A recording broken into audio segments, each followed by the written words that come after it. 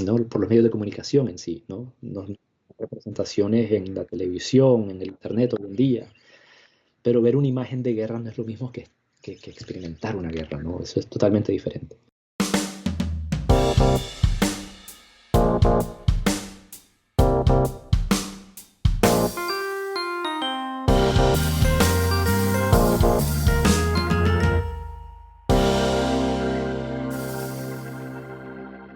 Hola amigos y amantes de la gráfica, bienvenidos al episodio número 51. Les habla su anfitrión Reinaldo Gil Zambrano, trayéndoles una nueva conversación en español con artistas que usan grabado y métodos de impresión para hacer algo más allá de lo esperado. Este es un podcast bilingüe y al suscribirte recibes notificaciones de los nuevos episodios semanales en inglés con Miranda Metcalf y en castellano con su servidor. Y todos los días, demostrando que la gráfica está más viva que nunca. El Opening Friend es traído a ustedes gracias a Speedball, quienes producen un rango extenso de productos de muy buena calidad para tu arte desde 1997. Productos como su nueva línea de tintas profesionales para relieve y xilografía, comenzando por Super Graphic Black, desarrollada por artistas como Bill Fake, formulada con todas las propiedades artísticas que demandas. Esta tinta se desliza de manera consistente con el rodillo, con un acabado único y muy fácil de limpiar usando solo agua y jabón. Así que si buscas llevar tu práctica al siguiente nivel, ve a la página web oficial de Speedball y busca la ubicación de la tienda más cercana a ti para adquirir tus colores favoritos. En el programa de hoy estaré conversando con Eddie López, artista del grabado y educador nicaragüense, nacido en la ciudad de Matagalpa.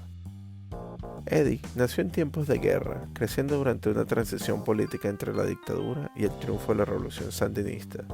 Desde pequeño, encontró la inspiración entre los grandes murales que ilustraban iconos revolucionarios. Gracias a una colección de libros que sus padres tenían, Eddie se fue adentrando en el mundo gráfico y el dibujo, iniciando esta gran travesía que lo llevaría a explorar los conflictos armados y la cruel realidad de aquellos afectados por la guerra, que muchas veces son ocultados por la mediática. Así que, sin más preámbulos, súbele a las cornetas y acompáñame a Filadelfia para una conversación con Eddie López. Claro, Reinaldo. Bueno, mi nombre es Eddie Arturo López Noguera. Ese es el nombre completo que me dio mi madre y padre en Nicaragua. Acá en Estados Unidos es Eddie López. Soy artista y profesor. Actualmente estoy enseñando en Bucknell University en Pensilvania. Y como artista me identifico como un grabador, nacido en Nicaragua. Perfecto. ¿Y en qué pueblo naciste? Tú naciste en Matagalpa, ¿no?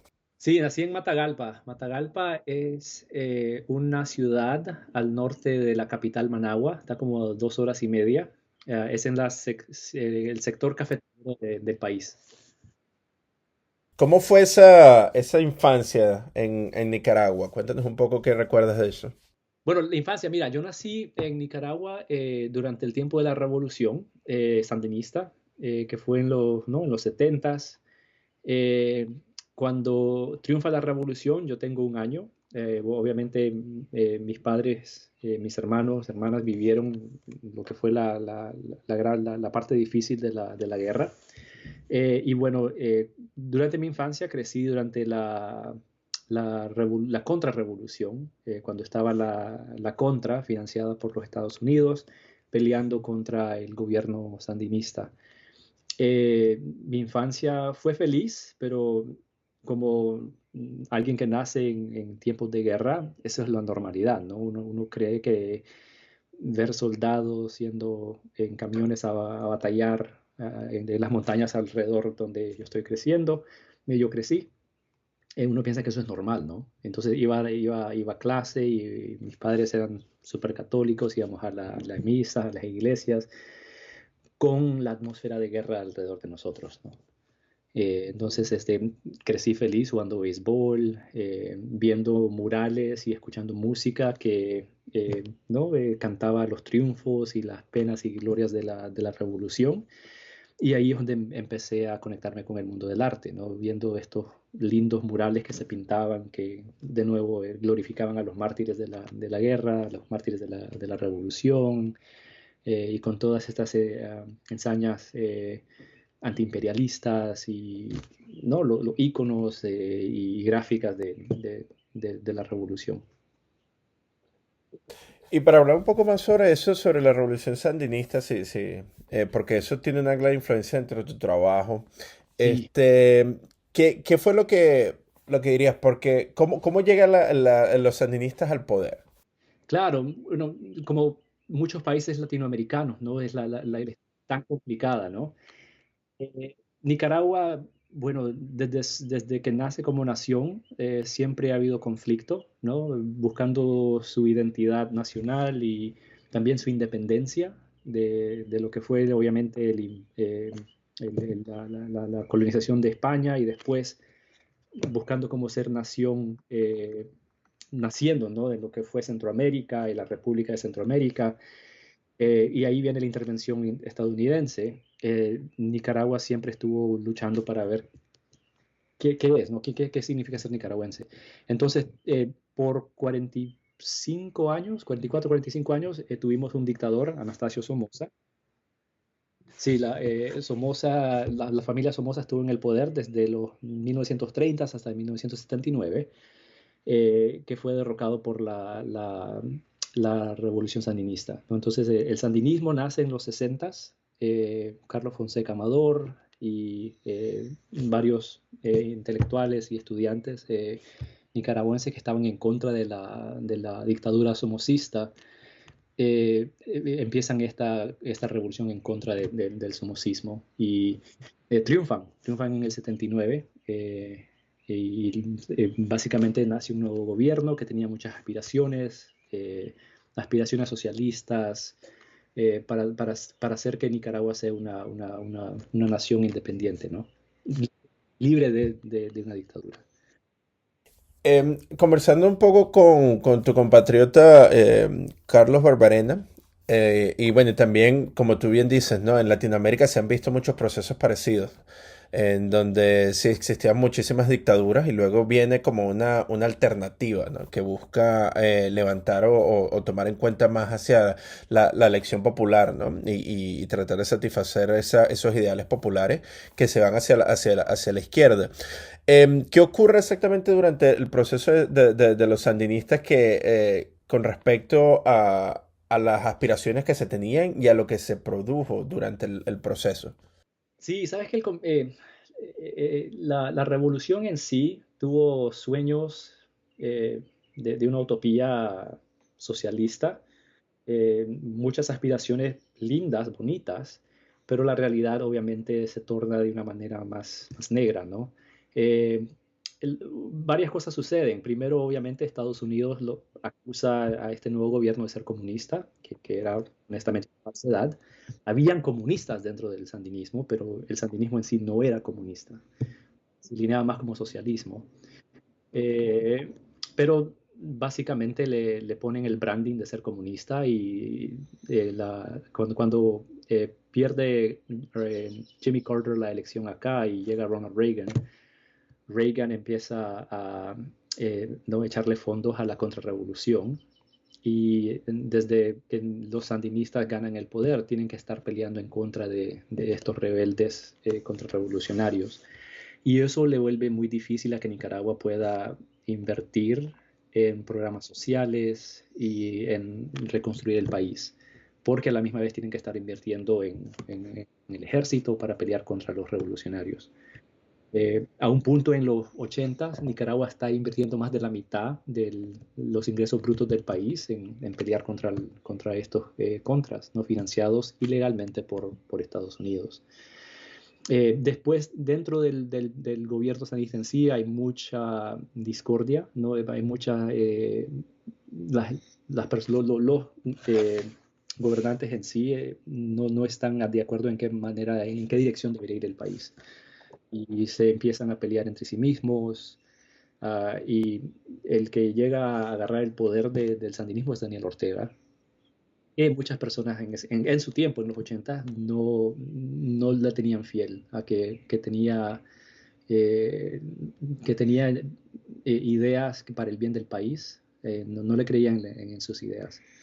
Y bueno, proféticamente, básicamente están en lo cierto, ¿no? Se vuelve una persona que le interesa más el poder más que otra cosa. Entonces, claro, ¿cómo se podría describir eso que ocurre dentro de la población, ¿no? Que tiene todas esas aspiraciones hacia estos nuevos líderes y luego Sí, se ve como una transformación ahí en las realidades, ¿no? Que ocurren y las dificultades que esa utopía empieza a vivir, ¿no? sí. Con respecto a la realidad. Ujú. Claro, claro, te lo cuento el aspecto de mi familia, ¿no? Mi familia sí apoyó a la revolución, apoyaron al sandinismo, básicamente la mayor parte, siendo una revolución popular, la mayor parte de la población está a favor de los sandinistas, pero al empezar a ver la realidad de las cosas, ¿no? La corrupción que viene con este nuevo gobierno y obviamente el efecto también de la guerra que dura, la guerra civil que dura unos 11 años, 12 años en el país, eso vuelve a que la gente se desencanta con la revolución y se desencanta con el gobierno sandinista de Ortega. Entonces mi propia familia empezó a, ¿no? a estar en contra de algunas de las ideas que estaban haciendo. Y mis padres empiezan a mandar a mis hermanos y hermanas afuera del país, porque sabían de que la situación no iba bien. Eh, eh, básicamente, entre se alarga la guerra, el gobierno empieza a buscar a más y más muchachos y muchachas para pelear en la guerra y llega a un punto donde empiezan a buscar muchachos más jóvenes para pelear y a un punto empiezan a mandar a niños a pelear la guerra. Y los dos lados estaban haciendo esto, ¿no? Reclutando fuerza a muchachos de 12, 15, 16 años a pelear. Sí, recuerdo la película Voces Inocentes. Sí, sí, sí, sí. Ujú. Sí, en donde se reflejaba un poco sobre eso, ¿no? Sobre la recluta Sí, que existía, ¿no? Y cómo los niños llegando a cierta edad ya entraban dentro de ese grupo que era elegible, ¿no? Para poder entrar a uno de los bandos y cómo ellos se escondían o la misma familia tenía estas diferentes estrategias para evitar eso. totalmente. Mi familia, no tuvimos la suerte nosotros de salir, ¿no? Mis hermanos que eran un poco mayores que yo, que ya eran teenagers, ¿no? Eh, uno de ellos tuvo la suerte de salir con el bendito flat foot, no sé cómo se dice en español, pie plano, El creo. pie plano. Y en las primeras rondadas que se hicieron buscando jóvenes, y él tenía que 15 años, no lo llevaron por tener el flat foot, pero ya llegó un punto donde flat foot o no, te ibas para la guerra. Entonces mis padres los sacaron a ellos, los mandaron por México, ¿no? Indocumentados acá a Estados Unidos. Y así uno por uno empezamos a salir nosotros. Yo llegué acá, tenía 9 años y mis padres me sacaron en el 87. Con mi hermana, volamos a Ciudad de México y después del DF a Tijuana, sin papeles, ¿no? Cruzando la frontera. Claro, ¿y tenían algún tipo de contacto acá a este lado de la frontera, en los Estados Unidos, o se Sí, vinieron así a ciegas? mi hermana ya era mayor, tenía 20 y pico de años y su esposo estaba acá, había buscado ya, ellos tenían la visa americana, entonces pudieron venir y tenían ya un apartamento en Miami y nosotros los chiquillos no teníamos la visa, entonces tuvimos que salir sin papeles hasta acá, usando coyotes y todo eso. Qué fuerte, ¿no? Sí, entonces, sí, claro, ese proceso migratorio que muchas familias han realizado por las últimas décadas, ¿no? Totalmente, totalmente. Y seguimos en lo mismo, ¿no? Sí, exactamente. Entonces, claro, porque eso también es una cuestión que me gustaría que lo conversáramos, o sea, de ese proceso, ¿no? Aquí en los Estados Unidos se ve mucho ahorita como un sentimiento muy, bueno, y durante el previo mandato que Sí, tuvimos antes, este, se veía como un sentimiento sumamente fuerte, ¿no? Hacia las personas que deciden venirse acá por los medios como lo que tú te viniste. ah, Pero parece que no existe un entendimiento hacia ello, ¿no? Existe como un recelo y un odio a las personas que cruzan la frontera, pero no se totalmente. busca entender la parte humana, ¿no? Totalmente, sí. Honestamente, la administración anterior fue inhumana. No hay otra palabra más que eso, ¿no? No tener la compasión para el inmigrante, siendo un país de inmigrantes, ¿no? Que dislocó obviamente a los nativos. desplazó a los nativos. Me parece inhumano no pensar en personas que están haciendo un viaje de miles de kilómetros, miles de millas, arriesgándose, poniéndose en peligro. No vienen acá por, perdona el dicho, por joder, ¿no? Eh, Porque por necesidad, ¿no? Nosotros escapándonos de una guerra y tuvimos la gracia de que se nos dio asilo, ¿no? Refugiado de guerra. Pero las personas que están haciendo la obra también tienen una necesidad igual.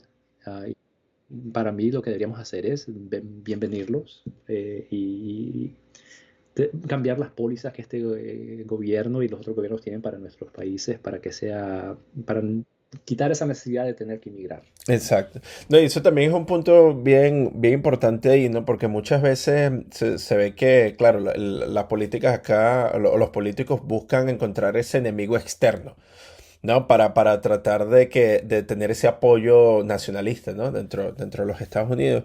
Pero también hay que ver la historia, ¿no? Porque esa influencia de las mismas políticas intervencionistas de los Estados Unidos son las que también influyen a que existan estos conflictos dentro de nuestros territorios y territorios también en el Medio Oriente que obligan a la gente a salir también. Exacto, y cuando existe esa propaganda también, ¿no? De que los Estados Unidos influyen dentro de otro país para decir, ok, estamos tratando de pelear por su democracia. Por supuesto que muchos de esas personas también quieren, bueno, quiero vivir dentro de esa, de esa llamada democracia que ustedes están tratando de ayudarnos acá, ¿no? Entonces quieren venirse acá. Y sí, yo siento que también existe como una especie de, debe existir, ¿no? Un poco más de ese entendimiento y esa historia dentro de la población norteamericana acá para también entender, ¿no? Que de esa necesidad que tú nos estás conversando. Sí, sería, creo, un mundo muy diferente, ¿no? Si las relaciones entre los países no fuera una interdependencia tóxica, ¿no? Estados Unidos necesita de la labor y de los recursos que tiene Latinoamérica. En vez de abusar de ellos, debería ser una póliza más, más amistable. No hay que quitarle culpa a nuestras naciones en sí, ¿no? Por supuesto, claro. Ha habido corrupción ad infinitum, ¿no? Es decirlo, pero sí, ya sea la culpa también lo tenemos los nicaragüenses que hemos desafortunadamente tenido políticos muy, muy corruptos, gobernantes muy corruptos. Bueno, como tú bien dices, ¿no? La realidad no solamente en Nicaragua, sino en Latinoamérica siempre es muy compleja. Existen diferentes variables, diferentes factores, ¿no? Pero no, sí, muchísimas gracias por compartir eso con nosotros, para darnos un poco más de contexto. Pero entonces, claro, tú creciste, ¿no? Dentro de este proceso bélico, ¿no? Que existía dentro de tu país, pero creciste viendo los murales, el arte que se producía dentro de tu nación. Cuéntanos un poco más sobre lo que veías ahí, qué fue lo que te llamó la atención. Claro, bueno, primeramente el arte que se estaba produciendo, que tenía obviamente el aspecto sociopolítico en cuanto a la guerra, la revolución, y para mí era como niño ver murales, ¿no? Ver afiches que se ponían, que todos estos obviamente que tenían el aspecto de propaganda para la revolución, la guerra, para el gobierno. Y después las canciones también, las canciones de Carlos Mejía Godoy, eh, que cantaban, ¿no? sobre lo que sería una Nicaragua libre, ¿no? Su famosa canción de Nicaragua Nicaragüita.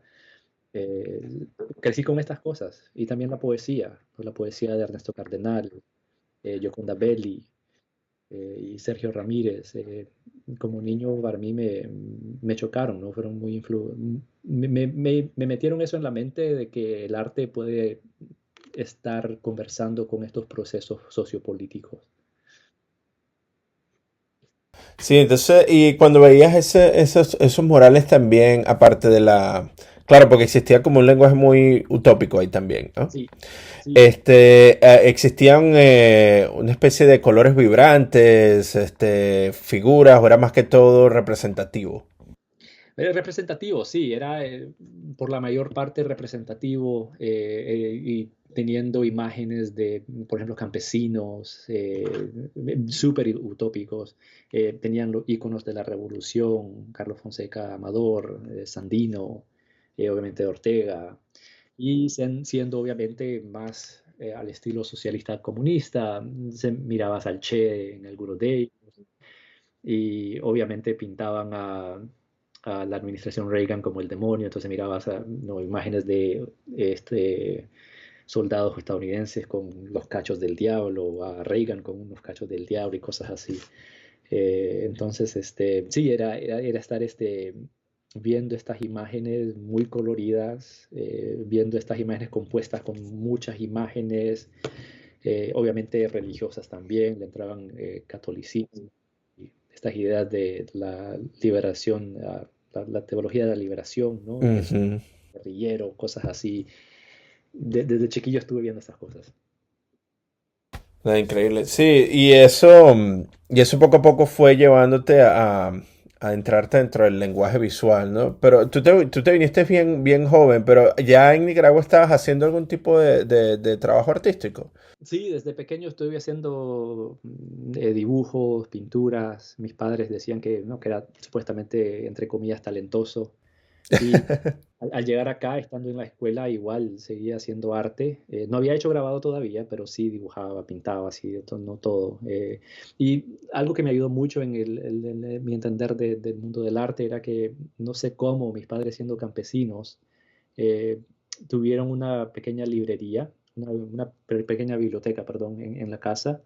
Y dentro de esos libros se encontraban una serie de arte, que fue unos libros de la serie Grolier, que fueron impresos en México, recuerdo, y básicamente yo me devoraba esos libros de pequeño, ¿no? El arte occidental, el arte asiático, arte moderno, y ahí empecé a aprender sobre artistas como Rembrandt, Goya, Siqueiros, Rivera, no, nicaragüenses también, ¿no? Armando Morales, eh, que eran artistas de renombre. Ah, ¿y las primeras técnicas que estuviste trabajando tú, cuáles fueron? Bueno, en el mundo de grabado, En general, o sea, antes de llegar al grabado. dibujaba muchísimo, dibujaba bastante, obviamente era como un chiquillo jugando béisbol también y juegos de video, pero también mucho dibujo. Era lo que más lo que más hacía de pequeño. Y después empecé a pintar, y los primeros grabados que hice ya fue cuando estuve ya en la universidad, en el Community College que estuve en Miami. Ok, entonces se fueron hacia Miami. Ujú. Sí, Perfecto. Pero, ¿y siempre soñaste en ser artista o tuviste aspiraciones de ser beisbolista también? no, el béisbol en Nicaragua, ese es el deporte nacional, ¿no? Sí, igual que en Venezuela, ajá. Y los Marines los trajeron. Entonces, no, desde pequeño sabía que quería ser artista. Eh, no sé si por dicha pero sí, siempre sabía qué es lo que me encantaba, qué es lo que quería hacer. Eh, Mis padres obviamente querían que fuera doctor, abogado, pero no, yo desde pequeño sabía que quería ser artista. ¿Existía ya como un respeto hacia los artistas dentro de tu Claro. comunidad que te llamaba la atención? Totalmente, sí, claro. Es una de las cosas que muchas veces el socialismo hace bien, ¿no? Invierte y apoya a los artistas. Entonces, viendo que habían personas que se dedicaban al arte, ya siendo música, poesía, danza o pintura, arte grabado, siempre se me vio eso en Big esto como una posibilidad, ¿no?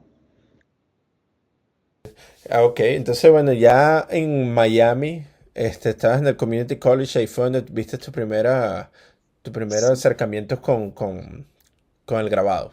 sí, sí, sabes que tuve un maestro fantástico, un chileno, Alberto Mesa, que todavía recuerdo, ¿no? Cuando tomé la primera clase con él. No sabes, como el grabado, a veces las clases no son tan populares, entonces no, las clases de dibujo, de pintura se llenan, y el pobre maestro Mesa, Alberto, estaba buscando estudiantes, reclutando, ¿no? Para ir a tomar las clases de grabado y la vendía muy bien. Él es súper carismático y me encantó y tomé las clases con él y me enamoré del grabado. Y recuerdo que él me decía, ¿no? Dándome consejo, ¿no? En cuanto a qué carrera seguir o qué direcciones ir en cuanto al arte. Y me dijo un dicho que me dijo era que si agarras una piedra y la levantas, ¿no? Debajo de esa piedra van a haber 10 pintores y un grabador. Entonces eso se me quedó en mí, ¿no? Como que era más único, más, y había más oportunidades como grabador que como pintor. Entonces, tú sabes que es curioso porque hemos tenido la oportunidad de conversar con varios artistas, ¿no? Y es muy importante esa influencia del primer profesor. Ujú. Y también como que existe una especie así de truco, ¿no? Claro. Como que te lo pintan así, pero no, tú sabes, el grabado, ¿qué tal? Porque históricamente el grabado siempre ha sido como que el patito feo, ¿no? Sí, sí, Sí, pero luego cuando te adentras dentro de ese mundo te das cuenta que existe un campo maravilloso de las posibilidades que se puede hacer. claro, claro. Pero entonces con el profesor Mesa llegaste y empezaste a hacer grabados. ¿Cómo fue ese desarrollo ahí por los futuros años? Me encantó. Y sabes, algo que me gustó mucho de Mesa era que él, siendo chileno, él era muy influenciado por la poesía y la literatura. El chiquillo nos contaba de que conoció a Neruda Oh, y wow. entonces vi cómo la literatura y la poesía se mezclaba con su obra. Él hacía obras hace obras representadas, ¿no? Representative, así, Representativa, ajá. representativas. Y muy influenciada por el mágico realismo y todas las obras de Márquez, Neruda, eh, Allende. Entonces, yo empecé haciendo mucho grabado intaglio, ¿no? Agua fuerte, punta seca, y me enfoqué mucho, mucho, mucho en el intaglio. Entonces, mis primeros años básicamente era trabajando con el ácido nítrico, las planchas De de zinc. Sing. Ujú. Y después fui a una universidad estatal para, para conseguir el bachiller, el BFA. Y ahí estudié bajo otro maestro, Richard Duncan, y él también era enfocado en intaglio, ¿no? Muy, muy tradicional en muchas cosas, ¿no? La manera en que venían al mundo del grabado. Esa adaptación hacia esa comunidad en Miami, en Florida, ¿cómo fue para ti, viniendo desde Nicaragua? Bueno, sabes que Miami en muchos sentidos como ciudad estadounidense es una ciudad muy latinoamericana. Entonces, básicamente, obviamente diferente a Nicaragua, es un país primermundista, ¿no? El mundo del arte en Miami era muy diferente al de Nicaragua, en que en Nicaragua el arte se estaba haciendo por necesidad en cuanto a, ¿no? las ideas revolucionarias, de una manera de sobrevivir en sí. El mundo del arte en Miami que yo estaba encontrando, básicamente en muchas maneras era más lujoso, ¿no? Eh, Mesa, por ejemplo, hacía su obra haciendo obras inspiradas por el mágico realismo y enfocándose en filosofía, enfocándose en imágenes más introspectivas, ¿no? De lo que significa ser humano, ¿no? Pero de muchas maneras para mí era como un lujo poder enfocarse en estas cosas que no tenían que ver con el sobrevivir una guerra.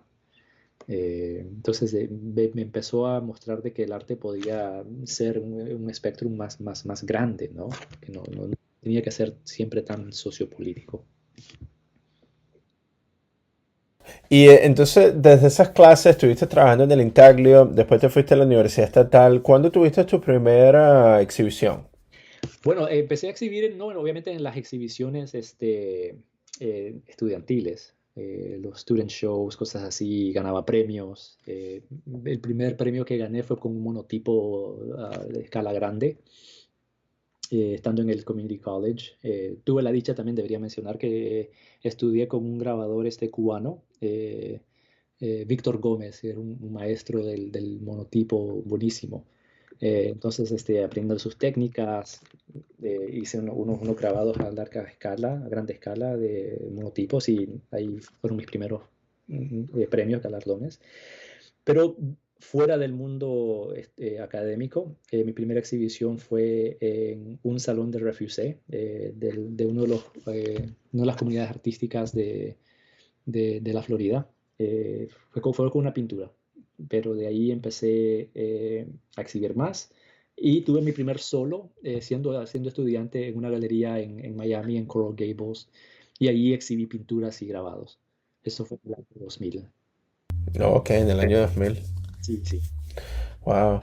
Y porque anteriormente, claro, venías con toda esa influencia sociopolítica y luego con tus profesores te diste cuenta que existía otra dirección que el arte podía tener, ¿no? ¿Cómo llegaste tú a crear ese balance de la parte conceptual y gráfica dentro del trabajo que tú Sí, tienes? sabes que, bueno, estando en el Community College, al comienzo me enfoqué mucho en el formalismo, empecé a hacer más obras abstractas, obras que, de nuevo, no tenían ese aspecto sociopolítico, pero cuando me transferí a la Universidad Estatal, a Florida International, ahí los maestros se enfocaban, era una escuela más conceptual. Entonces nos empezaron básicamente a demandar de que empezáramos mucho a pensar en las ideas de lo que la obra estaba transmitiendo, ¿no? Más allá del formalismo. Y entonces empecé a cuestionar, ok, ¿por qué estoy haciendo mi obra? ¿Por qué estoy haciendo grabados? ¿Por qué hago el arte? Y empecé a tocar y empecé a básicamente reconectarme con el arte que estaba viendo de chiquillo en Nicaragua, ¿no? Arte que de alguna manera dialogaba con el mundo sociopolítico, las cosas que sucedían alrededor de mí. Y de ahí nace mi primera obra también ¿no? gané unos premios, que fue la obra estaba de pinturas y grabados sobre la guerra en Irak. Eso fue en el 2003. La obra se llama Un año en Irak y fueron pinturas y grabados de soldados que murieron en el primer año de la guerra y también ¿no? de civiles iraquíes que murieron en ese primer año. ¿Y esa serie cómo se llamó? Se llama One Year in Iraq, un año Ah, en ok, verdad, Irak. me dijiste, sí. Sí, Wow, ahorita que mencionas eso, no sé por qué me vino a la mente esa instalación de este artista en Chicago que hizo To Shoot an Iraqi. ajá, no la conozco. Sí, el de disparar al iraquí, que habla sobre esta desconexión que existe entre la población norteamericana y la guerra, ¿no? Sí, sí, Y claro, entonces él hizo un setup en su casa donde tenía una computadora, una cámara y una pistola de balas de paintball, de ajá, pintura. Y tú podías entrar a la página web y podías darle clic al botón que decía to shoot y prácticamente tú disparabas en tiempo real a este iraquí. claro. Sí, sabes que del aspecto conceptual, honestamente es una de las grandes cosas que más exploro en mi obra, es esa dualidad de experiencia de guerra, ¿no? Yo no nací en la guerra, nací entre medio del caos de la guerra y después obviamente creciendo en un país donde la guerra, la experiencia de guerra es totalmente diferente, ¿no? No, de muchas maneras no la experimentamos, la experiencia de guerra no existe, es una experiencia que está mediada por ¿no? por los medios de comunicación en sí, ¿no? Representaciones en la televisión, en el internet hoy en día, pero ver una imagen de guerra no es lo mismo que experimentar una guerra, ¿no? Eso es totalmente diferente. No, y también a veces hasta se romantiza, ¿no? Sí, total.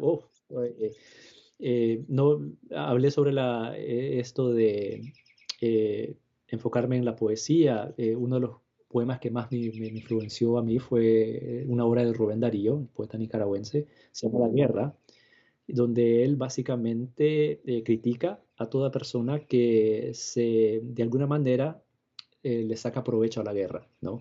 Y esta idea de romantizar la guerra, ¿no? Los jóvenes que les gusta ir a pelear porque es algo, ¿no?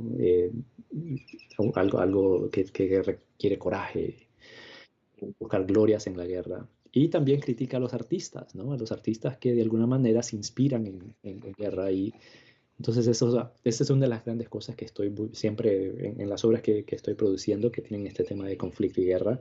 ¿Qué significa siendo artista? ¿Por qué no estoy haciendo estas obras?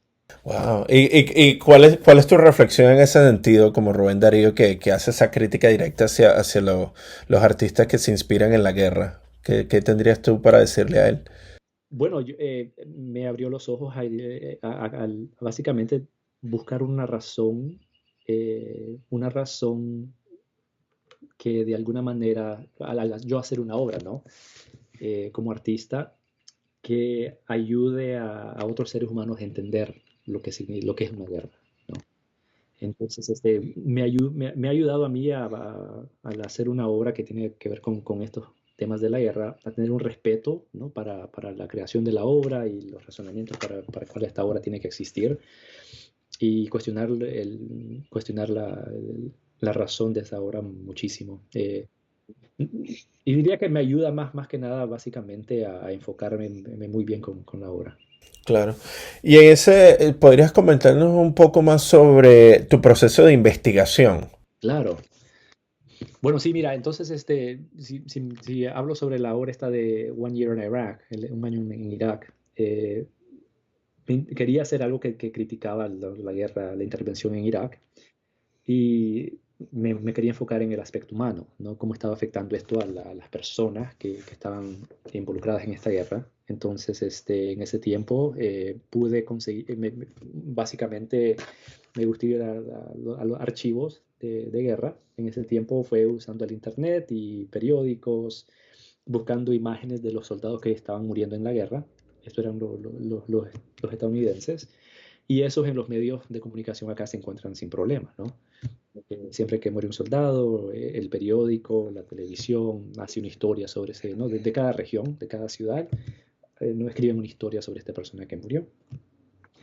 Y quería hacer lo mismo para el lado iraquí. Entonces hice como unas 400 pinturas grabados de los soldados que murieron en el primer año, pero sentía que no era justo solo enfocarme en el lado estadounidense. Entonces lo quise hacer también para los civiles iraquíes, pero obviamente eso acá en Estados Unidos no se encuentran, ¿no?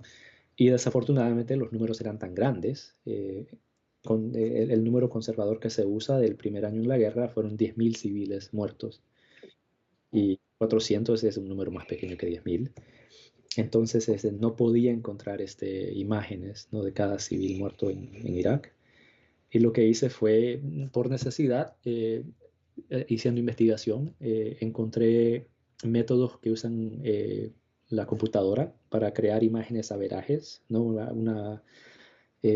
Una simulación de varias, agarro unas 20 imágenes, 40 imágenes de iraquíes, de civiles iraquíes, y eso me ayudó usando la computadora, un algoritmo que me daba una imagen averaje, una cara averaje de un civil iraquí.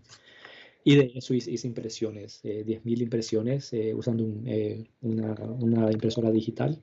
Entonces, básicamente fueron murales, dos murales, ¿no? La escala eran 10 pies por 30 y pico de pies. Son que como 3 metros de alto por 10 metros de largo. Y impresos, ¿no? 10.000 imágenes de caras de iraquíes. Wow, eso está increíble, ¿no? Y también puedo ver la influencia de los murales que tenías anteriormente, porque tu trabajo Ah, se ve que también es bastante grande, ¿no? sí, sí, usualmente hago a escala. Sí, ese ha sido el más grande que he hecho en cuanto a escala, ¿no? 10 por 3 metros y eran dos paredes, ¿no? ¿Cuáles fueron esas reacciones que tuviste en las personas que vinieron a observar esas obras con respecto Sí, a las imágenes de las víctimas iraquíes? honestamente fue recibida muy bien por el mundo del arte en Miami. El museo compró la obra, el Frost Art Museum, y los medios de comunicación también. Estuve en los periódicos, en la cadena de NBC local allá. Fue interesante, pero porque esta obra fue en el 2004, ¿no? Al primer año de la guerra, y lo que fue muy interesante es que cuando vinieron a entrevistarme con NBC, se enfocaron solo en los gringos. Ah, No quisieron hablar sobre el lado iraquí. Aunque yo les hablé, recuerdo que el reportero me dijo, bueno, pero eso no va a interesar tanto. Entonces, para mí muy, muy, muy, muy interesante. wow, claro, sí, esa influencia de la media, como tú bien dijiste, ¿no? Para tratar de curar o de hacer una especie de filtro a la realidad, ¿no? Incluso cuando tú estás tratando de ir en contra de eso. Claro, claro, y cuando salió el reportaje, que fue bonito, bonito salir en la televisión, pero cuando salió el reportaje solo hablaron de los estadounidenses. Y esa, podrías decir que esa fue la experiencia que hizo como el tipping point, ¿no? Como que el punto de inflexión que te hizo cambiar un poco más dentro dentro de tu obra, ya recibiendo un poco más de reconocimiento. Sí, bueno, básicamente con eso a uno como que le da validez, ¿no? Como diciendo, ok, esto es importante, tengo que seguir haciendo obras que son de este tipo. Y lo que sí hice fue que empecé a hacer obras ya cuando estoy madurando como artista, que reflexionaban más mis experiencias como nicaragüense. Entonces, obviamente, hice otro par de obras de instalaciones de grabados que tenían que ver con cosas que están sucediendo aquí en Estados Unidos, pero me empecé a enfocar más en las memorias y mi identidad como nicaragüense. Ya para esa fecha, cuando hiciste esta en el 2004, ¿ya tenías el MFA, el Master in Fine Arts, No, o eso fue después? eso fue BFA, eso fue para terminar ya Wow. los estudios en la universidad, sí, como BFA. Sí, eso es un trabajo bastante fuerte para una licenciatura, ¿no? Increíble, Bueno, buenísimo. gracias. Imagínate siendo, no sé, me pareció una obra muy necesaria para hacer. ¿Tú sientes que existe eso de la mentalidad del inmigrante? ¿En qué sentido? En el sentido de que cuando se les da una oportunidad, el inmigrante como que le echa el doble de cojones, ¿no? Claro, Que, sí, imagínate siempre, ¿no? Desafortunadamente tenemos que buscar nuestro lugar acá esta nueva nación y, eh, bueno, para mí fue dichoso, pero sí uno tiene que echarle más ganas, ¿no? Para resaltar. Y eso desafortunadamente se ve en todos los aspectos profesionales y no profesionales en este país. claro. Y bueno, estabas comentando que te fuiste más a la investigación hacia la parte de estudiar un poco más tu herencia nicaragüense, ¿no? Sí, Tu influencia nicaragüense. Y bueno, y viene a mi mente la serie de piezas que hiciste con respecto a la prensa. ajá, claro. Sí, a las portadas del periódico La Prensa. ¿Podrías comentarnos un poco más sobre tu experiencia creando estas piezas? Sí, claro. Entonces, lo que hice fue, para la maestría, busqué un programa donde, bueno, del aspecto técnico me ayudara a aprender lo que yo no había aprendido tanto. Entonces, como grabador, yo me sentía muy cómodo con la silografía, con el intaglio, pero no me sentía muy cómodo con la serigrafía y la litografía. Entonces, tuve la dicha que en la Universidad de Miami tenía una profesora, Lisa Drost, que básicamente su área de expertise es la litografía y la serigrafía. Entonces apliqué y me dieron la beca para ir a la Universidad de Miami para el MFA y me enfoqué en aprender serigrafía, litografía. Y en cuanto al aspecto conceptual de la obra, me enfoqué mucho en lo que sería ya las memorias de mi, ¿no? Mi identidad nicaragüense, la guerra en Nicaragua, y empecé a hacer grabados que se enfocaban ¿no? Lo que fue la revolución sandinista, la guerra. Y en el 2018, ya haber terminado ya la maestría, Nicaragua desafortunadamente de nuevo cae en el caos de guerra. Entonces se explota sí, una revolución popular en contra del gobierno del dictador que tenemos ahora, Ortega, y bueno, fracasa, no triunfa como la revolución sandinista del 79. Y lo que hago con esa serie por ejemplo, la imagen de la prensa, tuve la dicha de en el 2019 fui a Nicaragua y estuve en los archivos de la Universidad Centroamericana. Básicamente agarré muchas de las cubiertas del periódico La Prensa, tomándole fotos, escaneándolos, digitalizándolos y de nuevo usando la computadora para hacer esta imagen compuesta de, ¿no? unos 30 cubiertas de la prensa. Hago esta imagen compuesta que básicamente lo que hace es que borra todas las imágenes ¿no? de los conflictos, de los muertos que se ven en las cubiertas de la prensa. Eh, Agarré estas imágenes, la computadora me ayuda básicamente a como a borrarlas, de una manera, también tiene una violencia en sí, ¿no? En sí mismo de des- descuartizar lo que eran esas imágenes y ese texto. Y de ahí hago esta serie con serigrafía y imágenes digitales. Ahí vi también hiciste como una especie de impresiones sobre las banderas, ¿no? De diferentes países latinoamericanos también. Sí, sí, sí. Entonces, esas son serigrafías sobre banderas. Entonces, hablando de buscando lo que significa ser latinoamericano y significa ser también latiné acá en Estados Unidos, ¿no? Que no siendo alguien que nació en Latinoamérica, me siento latinoamericano, pero también crecí aquí en este país, soy latiné por, ¿no? Las categorías que nos da este país. Quería ver esa dualidad y explorar qué significa, ¿no? Tener esa identidad de dos nacionalidades, de dos países. Nicaragua en sí permite la doble nacionalidad. Entonces, siendo ciudadano nicaragüense, ciudadano estadounidense, ¿cuál es mi bandera, no? Entonces, de ahí empezó esta lógica. Entonces, empecé haciendo estas serigrafías sobre la bandera nicaragüense, imprimiendo una imagen de la bandera estadounidense en negro sobre la bandera nicaragüense. También lo hice sobre la bandera del Frente Sandinista, porque para mí el frente no existe sin Estados Unidos, ¿no? Sin intervención gringa no hay un frente. Entonces, hice una bandera así. Y también, entonces me puse a razonar y cuestionar que la experiencia nicaragüense no es única como latinoamericano, ¿no? Básicamente esa historia se repite en Honduras, en Guatemala, en El Salvador, en México, en Chile, en Argentina, en Brasil. Tenemos la dicha de que teniendo a esta potencia global tan cerca de nosotros, la intervención y ¿no? Nuestro modo de existir siempre está en relación con o contra Estados Unidos.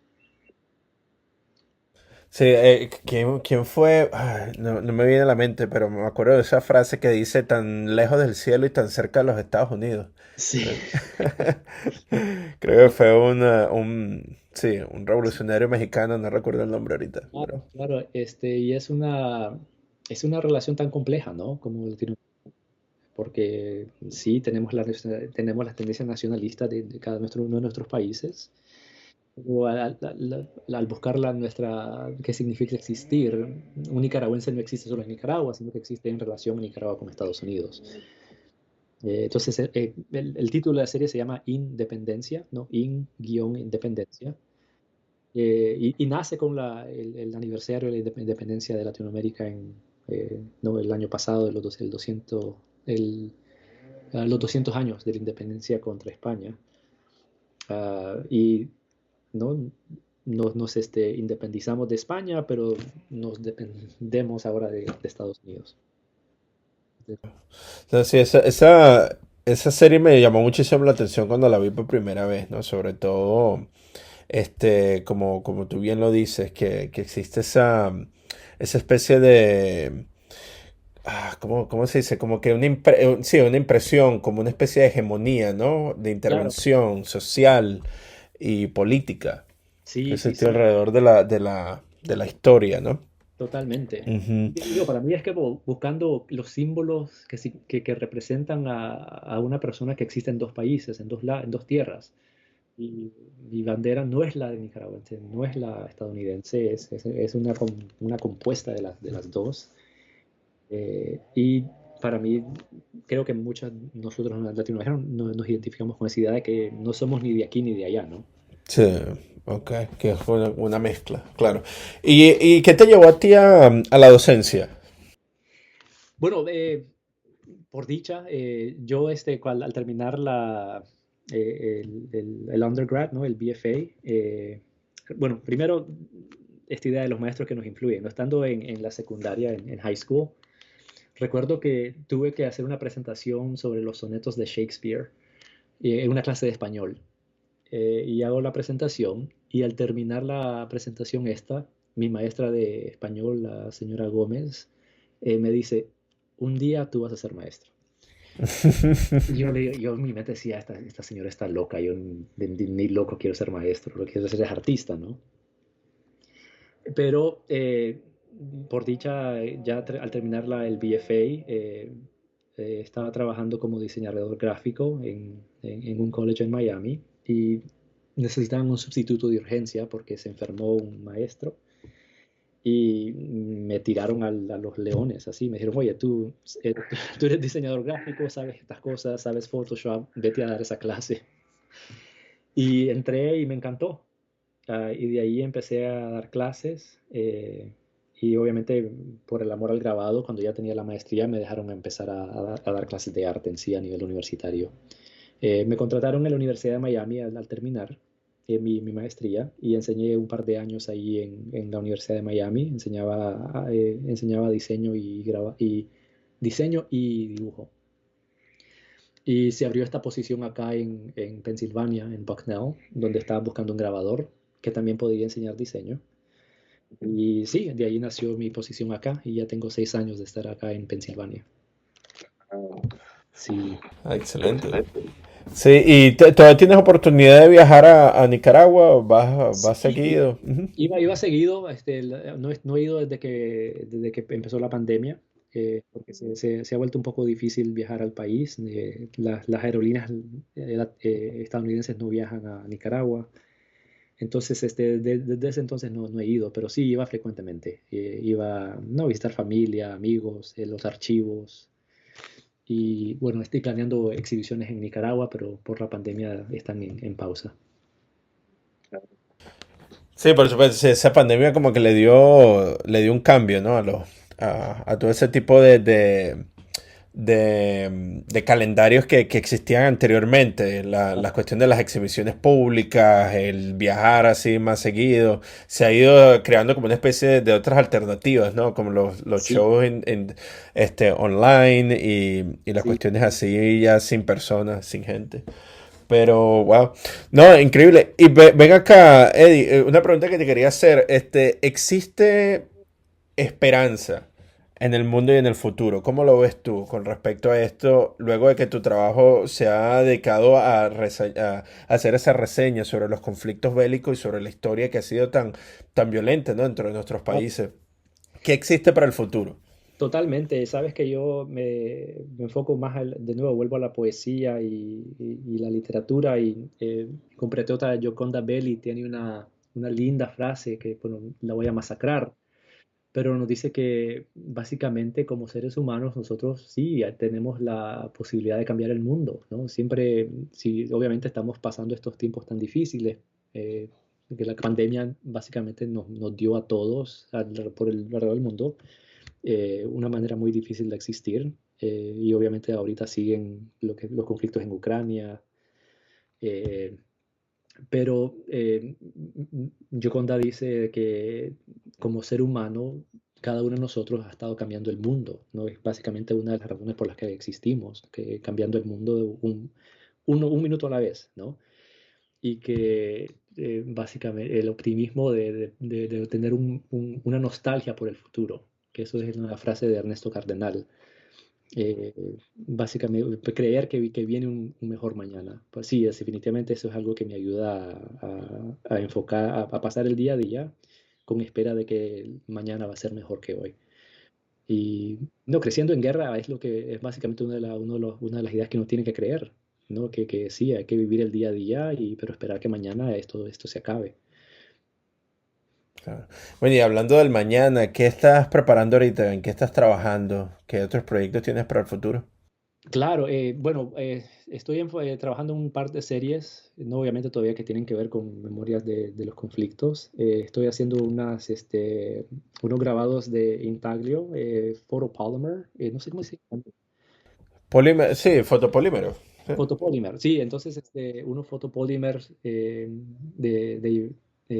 estos fueron unos archivos en Nicaragua de fotógrafos que estaban, ¿no? fotografiando los conflictos en los 80, en 2018, pero encontré las fotografías en los archivos, ¿no? Los contact sheets, que les dicen, ¿no? Los negativos. Y lo que me encantó es que obviamente las fotos son las fotos, pero en los 80, 90, con los métodos más tradicionales, imprimían las fotografías en sí, ¿no? Y atrás de las fotos estaban todas las notas, los escritos que los fotógrafos y los editores del periódico, ¿no? Hacían atrás de las imágenes. Y eran tan lindos, tan preciosos, que estoy haciendo unas obras en respuesta a esas notas que hacían los escritos de los fotógrafos, de de los editores.